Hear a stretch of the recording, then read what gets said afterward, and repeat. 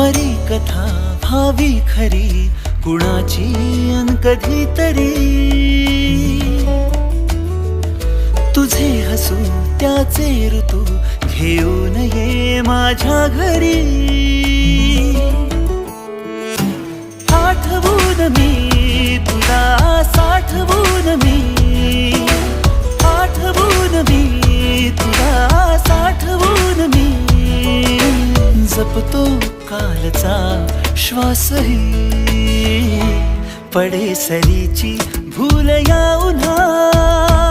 रोजच घडतो वेडा गुन्हा